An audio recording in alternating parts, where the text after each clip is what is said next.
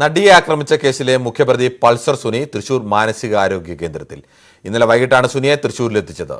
കൂടുതൽ വിവരങ്ങളുമായി ഡാനി പോളാണ് ചേരുന്നത്. ഡാനി, എന്താണ് ഇപ്പോൾ പൾസർ സുനിയെ മാനസികാരോഗ്യ കേന്ദ്രത്തിലേക്ക് മാറ്റാനുള്ള കാരണം? കൂടുതൽ വിവരങ്ങൾ. കിരൺ, എറണാകുളം സബ് ജയിലിലായിരുന്നു പൾസർ സുനി കഴിഞ്ഞിരുന്നത്. നടിയെ ആക്രമിച്ച കേസിലെ ഒന്നാം പ്രതിയായി 2017 സുനി അറസ്റ്റ് ചെയ്യുന്നത്. തുടർന്ന് ഈ 5 വർഷത്തോളമായി ജയിലിലാണ് കഴിഞ്ഞിരുന്നത്.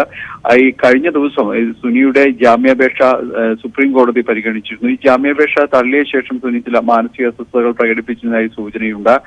അത് കഴിഞ്ഞ ദിവസമായിരുന്നു കൂടുതലായും അവർ ജയിൽ അധികൃതരുടെ ഒരു ശ്രദ്ധയിലേക്ക് വരുന്നതും.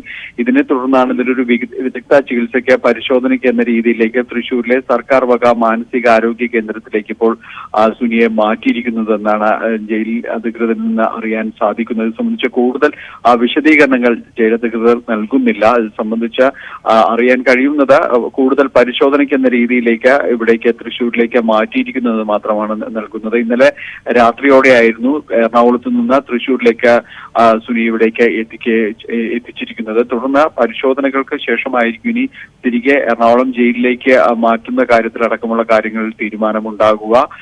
നടിയെ ആക്രമിച്ച കേസുമായി ബന്ധപ്പെട്ടുകൊണ്ട് സുനി ഒന്നാം പ്രതിയായിട്ട് ജയിലിൽ തുടരുകയാണ്. പലതവണ ഇതിൽ ജാമ്യാപേക്ഷയുമായി കോടതികൾക്ക് മുന്നിലേക്ക് എത്തിയിരുന്നു. ഏറ്റവും ഒടുവിൽ സുപ്രീം കോടതി ഇത് തള്ളി ജാമ്യാപേക്ഷ തള്ളിയിട്ട് ഹൈക്കോടതിയെ ജാമ്യത്തിന് വേണ്ടി സമീപിക്കാനായിട്ട് നിർദ്ദേശിക്കുകയായിരുന്നു.